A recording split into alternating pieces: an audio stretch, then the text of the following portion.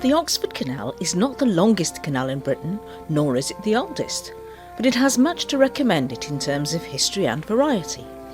Running from Coventry to Oxford, the canal was an important link between the industrial Midlands and London via the Thames, its level of activity only falling after the Grand Union from Birmingham directly to London was built.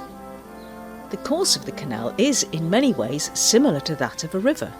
It meanders along contours, meaning there are fewer locks than on some canals, but this means the route is somewhat convoluted. In its heyday, the canal was used to transport everything from coal to cocoa, but the coming of the railways apparently sounded the death knell for the canal. However, as one door closes, as they say, another opens, and the canal now probably has more traffic than it ever did when it was a working industrial artery. Many people enjoy the quiet of a boat trip or holiday, whilst others walk or cycle along the towpath. Indeed, I had a holiday on the canal about 35 years ago. I've also walked from Knapton to Oxford with my husband about 20 years ago. Now, in the company of a few friends, and over the course of the summer, I'm walking again, this time from Oxford to Knapton.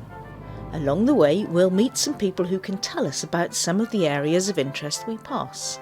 However, Worcester Street Basin is our starting point. Approaching Oxford on a working boat 100 years ago, the scene would be much as today, but where the canal now stops at a dead end, there used to be the Worcester Street Basin. When it was a terminus, the whole place was a hive of activity where everything was loaded and unloaded.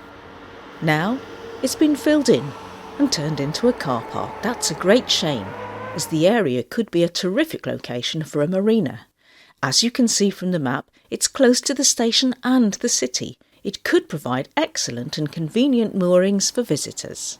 The canal currently creeps away from the city, with the Castle Mill Stream and Railway on one side, and the now popular district of Jericho on the other.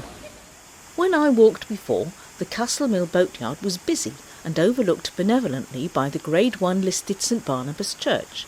Sadly, the boatyard closed, and there's been a long dispute over its future. In the meantime, high fences prevent us from appreciating the Italianate features of St Barnabas fully. A little further towards Banbury, and 30 years ago you would have found Lucy's Ironworks. It's claimed that Lucy's dates back to 1750, but there's little hard evidence. On this site, the firm had a brass and iron foundry making agricultural machinery and decorative ironwork. The ironwork on the Randolph Hotel is the only surviving example. Up to 1930, the firm made a range of metal products, including castings and book racks, but it became clear during the interwar years that electrical engineering was the future. During World War II, government contracts were available, but the machinery to fulfil them was not. This forced the firm to diversify and develop the equipment needed. They continued as a foundry as well. Lucy's developed their own power generating plant in order to avoid having to shut down due to power failures in the post-war years. In 2005, the company's then US owners moved manufacturing out of the UK and closed the plant. It was demolished in 2007.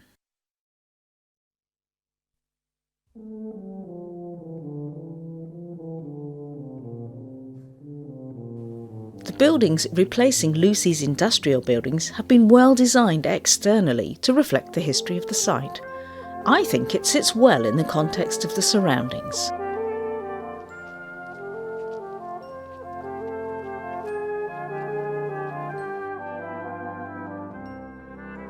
Moving north, we come to Port Meadow. This ancient common land was given to the freemen of Oxford by Alfred the Great. It's never been ploughed and is still used for grazing today. The Sheriff of Oxford still has an annual roundup of cattle and horses in order to claim rents for grazing. Beyond the meadow is Wolvercote and Godstow, the resting place of Rosamond Clifford, mistress of Henry II. About a mile north of Wolvercote is Duke's Cut, seen here leaving the main stream to the left. It is the final connection between the canal and the Thames. It was constructed at the request of the Duke of Marlborough and opened in 1796. At that time, it was the only link between the waterways, Isis Lock and the Castle Mill stream having not yet been constructed. The adjacent Duke's Lock is appropriately named.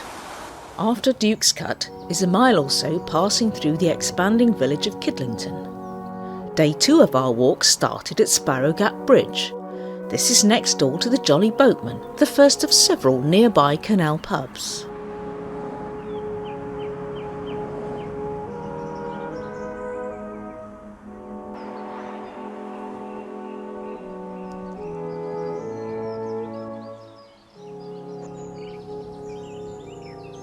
In the pretty village of Thrupp is the Boat Inn, where, on the last Sunday of the month, they have a good canal boat music session. It's well worth a visit.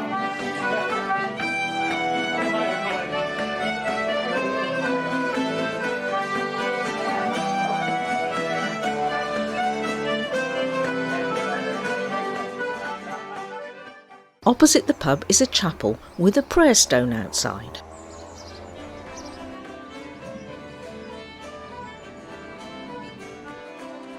Continuing along the road, we find the Lift Bridge and the Wide.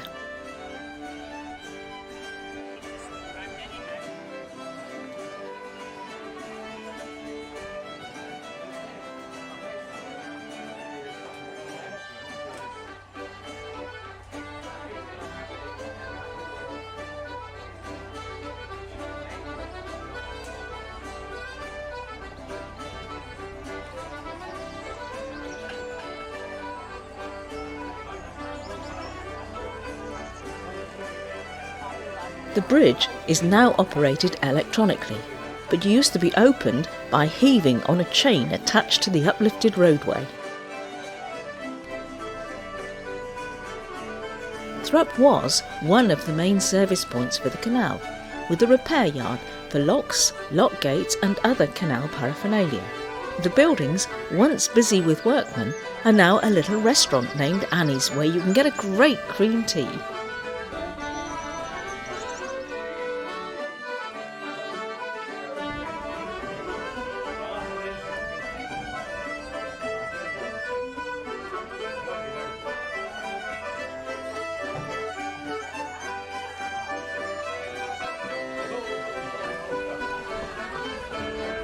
Thrupp is still one of the main servicing points for water and toilets, and the Wide is also a very convenient turning point.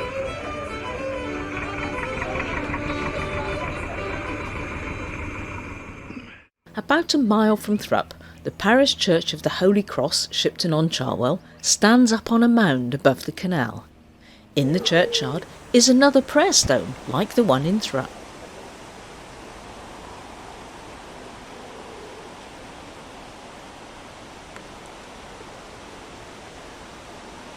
The village also has a manor house. It was once used as the Virgin Records recording studio. It was here that Mike Oldfield recorded Tubular Bells.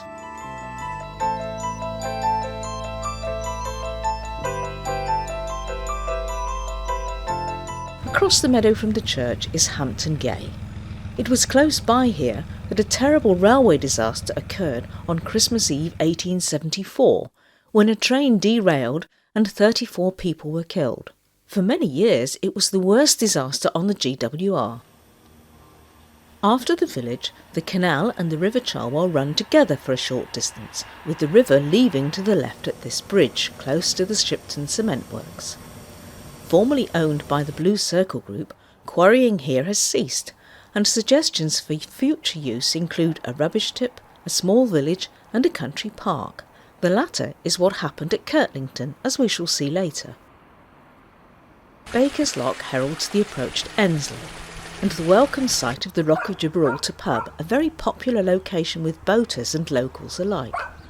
Beside the pub is the now disused Bridge 216, a very narrow one that used to carry the traffic from Bicester towards Witney. A new bridge with the same number was built there a number of years ago. Nearby, modern communication intrudes upon the traditional, with a radio station and satellite dishes. Leaving Enslow, there's a quiet stretch up to Pigeon's Lock. This is quite a deep lock, about 8 feet, and it's a very pretty area, a lovely place to have a picnic. Access is down a very rough lane from Kirklington. I think last time we came, they were building that house. They were, weren't they? Yeah. Excuse me, Spooch. Morning.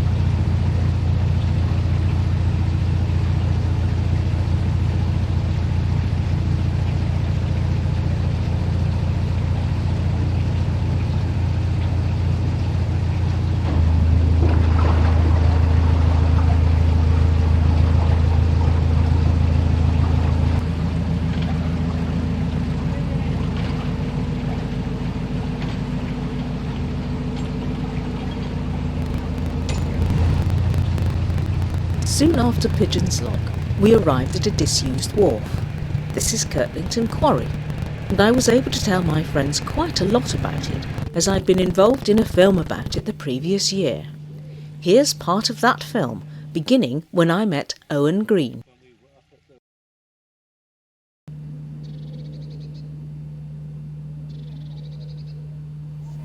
Owen, what an amazing place. How does this come to be here? Well, Kirklington Quarry was, they were first doing some work here in the early 1900s. The quarry here was actually the result of the limestone industry. And initially there was quarrying going on to take the limestone up to, or the processed lime up to Birmingham and Coventry via the canal. So hence that's why the quarry is right beside the canal. Quarrying was short-lived here, only for about 30 years, by which time then the canals had been superseded by the railways, and so quarrying moved to Shipton-on-Cherwell. But this particular quarry is important geologically because it allows us to see a part of the geological history of the British Isles which we can't see anywhere else. And that's this sort of rocks exposed here from the Jurassic period. They are very shallow water marine rocks. So quarrying here obviously had an effect on what we see today, which is like an amphitheatre. Yeah. Did that have any effect on our appreciation of the fossils or our discovery of the fossils? The quarrymen themselves weren't interested in the fossils, but of course geologists around that time were.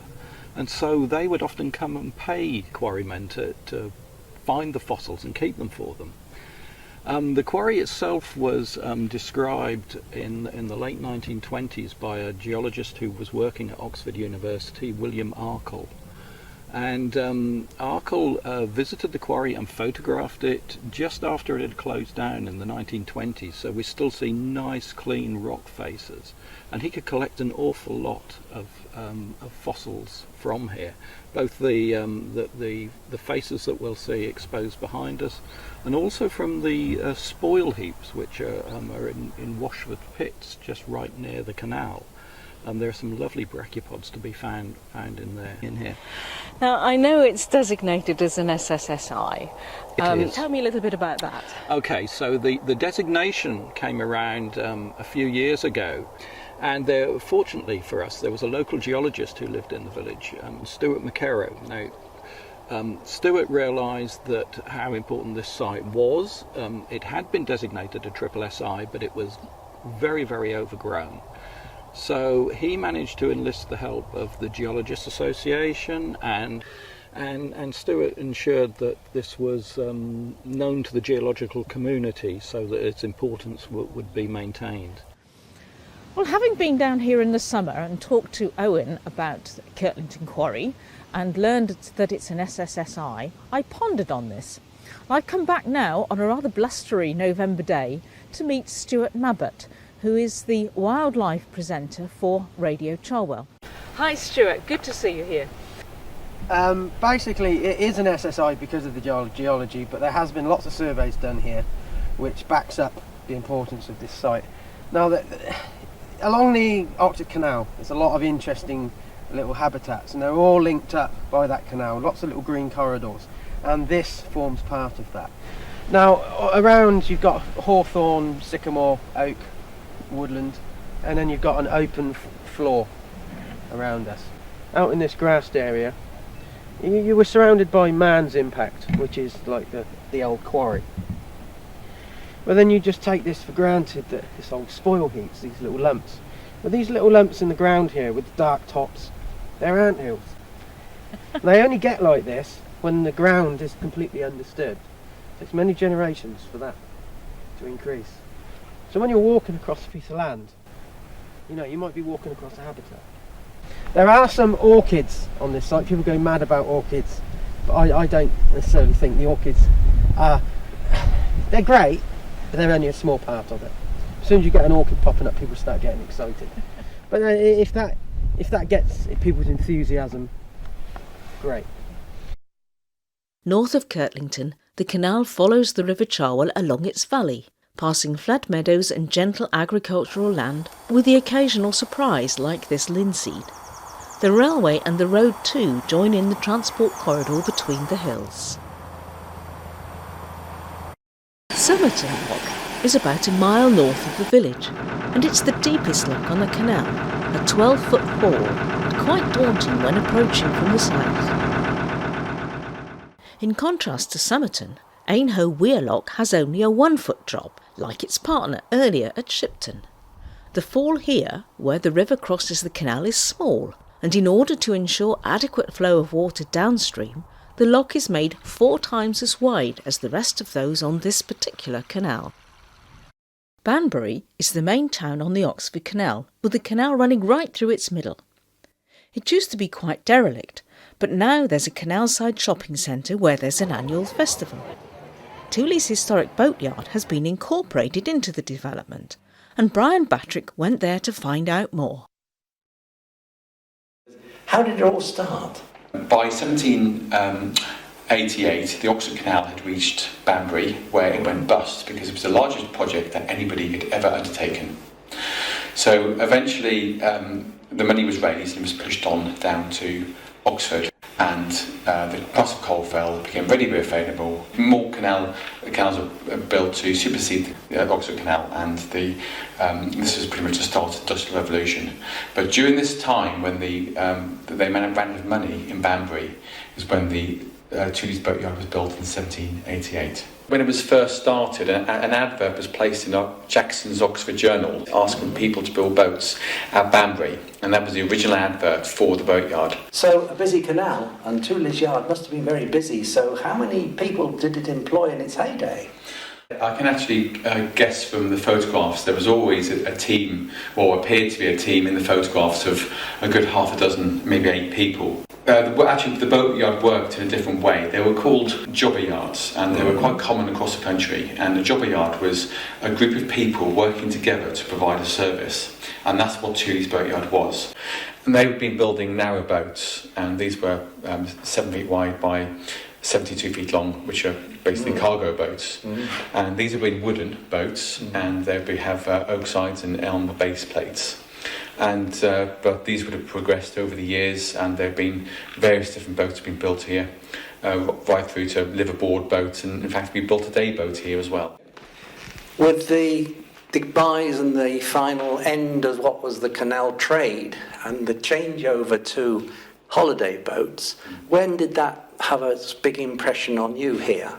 It's pretty much on the whole history of the canals. By the 30s, there was a chap called Tom Wold. He was an engineer, and he specialised in hand-built quality cars. And he didn't like the way cars were mass-produced. So he sold his share of his garage, and he decided to become a writer. And he bought a boat called Cressy, and he brought it to Tooley's Boatyard and had it repaired here. And during this time, he started writing his book Narrowboat about all different characters in Tooley's Boatyard, as well as the state of the canals and how poor they were. And this was a catalyst for setting up the Inland Waterways Association.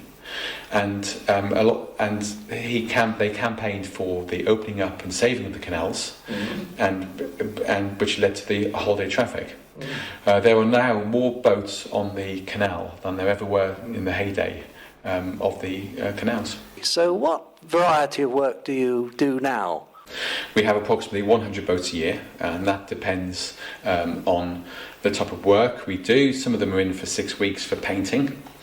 Some of them are in and out in the day for prop changes, surveys, things like that. But the majority of the work we do is hull blackings. They are 3-day jobs, or 3 days, 3 nights. They're in, washed, scraped, blacked, and blacked again, and then back in the water again, leaving enough time for them to dry between coats. And we also, at this point, do other works like repair anodes, and we do engine works, electrics, you name it, whatever needs doing, we do it. A lot. We do it a lot. The boatyard is incredibly busy. We've been here for 12 years now. I've lost count of how many boats we've actually had through the dry dock, but it's over 1,000 boats we've had through the dry dock in our time here. Well, Matthew, I understand that the building on the yard is listed. Can you tell me something about that? Yes, certainly. The dry dock, which is really the hole in the floor, the brick-lined hole in the floor, and the forge are both listed and protected under English Heritage.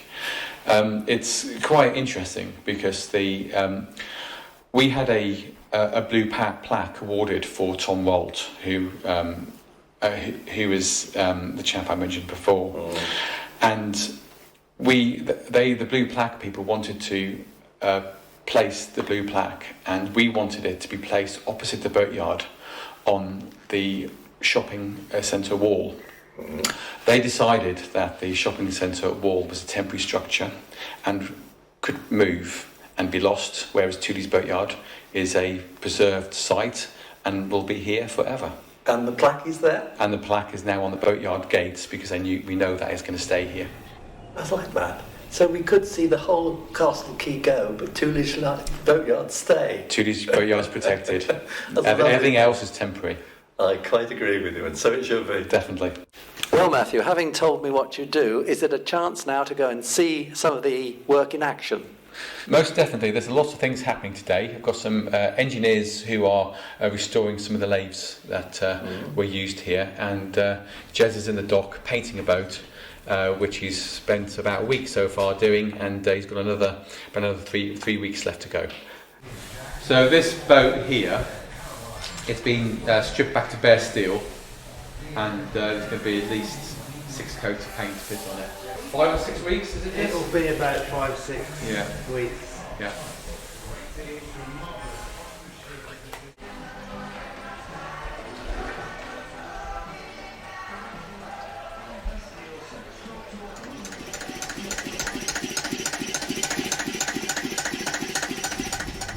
Leaving Banbury, the canal passes a busy part of town, which includes a commercial bakery and a coffee factory.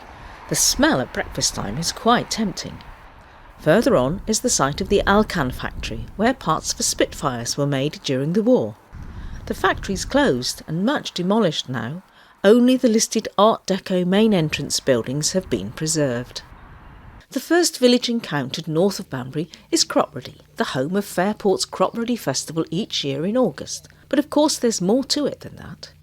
It was the site of a battle in 1644 during the Civil War. Although the parliamentary forces suffered huge losses, they successfully prevented the king from crossing the river. Effectively, the result was stalemate. On the river bridge, close to the canal, is a plaque commemorating the battle, where people still mark the event today.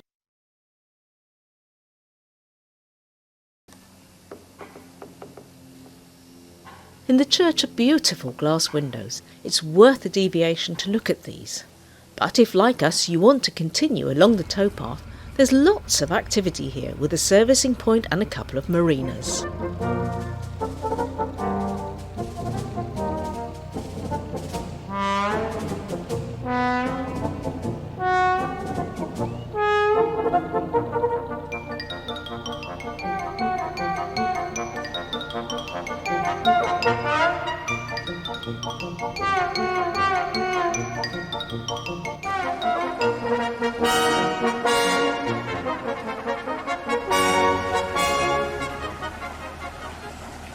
Bridge number 146 brings us to the first of 5 locks close to Claydon. Here, the canal rises 30 feet in just over a mile to reach summit level.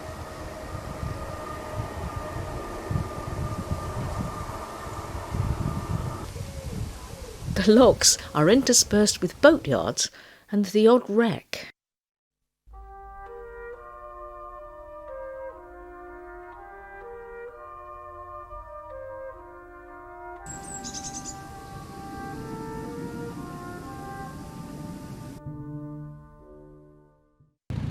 At one day's cruising from the boat hire yard at Knapton, this is where there are often queues in the summertime. Fenney Tunnel doesn't look like a tunnel now, but it was once. When this stretch of canal opened in 1776, there was a 1-kilometre tunnel here. However, once the Oxford Canal Company bought the land above it, it was soon partially opened, and by 1840 there were 2 short tunnels separated by an open section. By 1870 the whole tunnel had been opened to form a deep cutting. Today it's still referred to as Fenney Tunnel.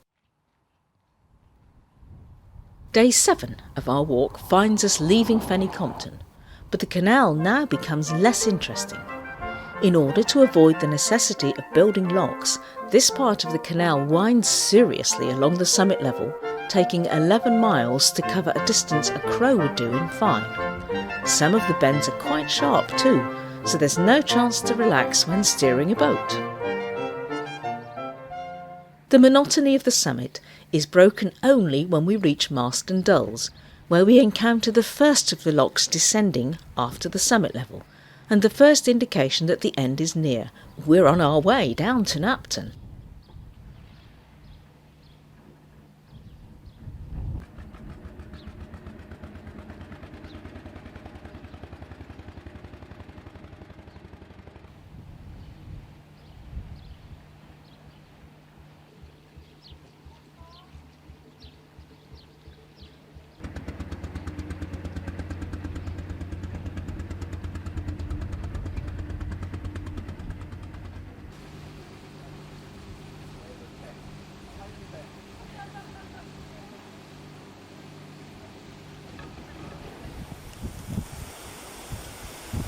From here to Knapton, the canal doesn't twist quite so much, but as we head north, the windmill that dominates the village is always in our sights. There are 5 locks close together in order to descend the 49 feet needed to bring us down to the level of the Grand Union Canal about 1 mile hence. The windmill at Knapton was originally built in 1348, but the present one was probably built at the end of the 18th century. Restoration work was undertaken from 1973, and the mill is now in private ownership. Bridge number 109 is the last bridge before the junction, and close by is a busy marina. It's a good place to hire a boat, as it's convenient for the Oxford Canal, the Grand Junction to Birmingham, and the Grand Union to London. The final junction on the South Oxford is unspectacular. A bridge spans the Grand Junction to Birmingham, and the Oxford, joining with that canal, becomes the Grand Union and continues.